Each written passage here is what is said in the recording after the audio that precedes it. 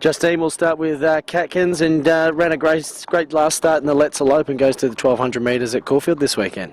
Yeah, she was really game last start. You know, Commanding Jewel got just in front of her and she picked it up near the line and made a bit of ground up on her. She was just probably a little bit soft and needed the run. Will she go back and run well in a 1200 metre race? The rain that's been around won't worry her, so, you know, she goes on any track, but the rain will be a plus, so we're fingers crossed she'll go well. There's a couple of good sprinters there, so she can push through the line, hopefully, for a win. Yeah, there should be enough speed on, and she's drawn wide, but it shouldn't worry her. She should be able to get a sit and run home well. How's she looking around in her track work this week? She's been working well. She eats really well. She never misses anything, and she's pretty bright and well. And she's up to where where you and Chris would expect at the moment? Yeah, she's put on a little bit of weight since she came down here and since her last race, and she's back to what she was in Sydney, and looking forward to a good campaign.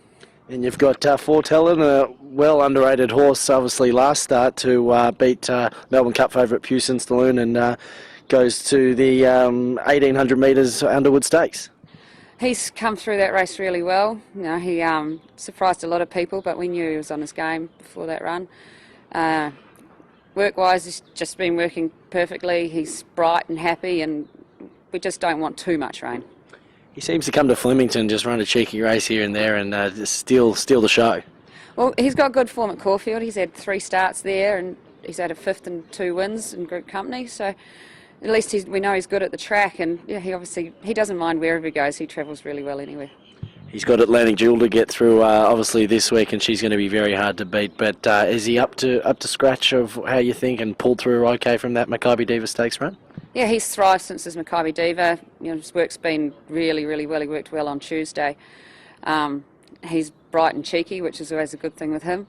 And Atlantic Jewel, she will be the one to beat. Very hard, but we'll give it a go. Is he fitter from the race? He was really fit going into his last race.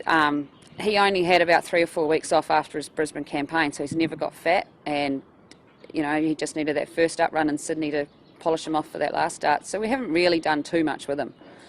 And where's he go from here? Something maybe like a Caulfield Stakes, and then obviously the Caulfield Cup's around the corner. Yeah, he's nominated for quite a few races. Caulfield Cup, Cox Plate. I suppose Chris will just keep watching every race and see how he goes, progress on. Best out of the 2?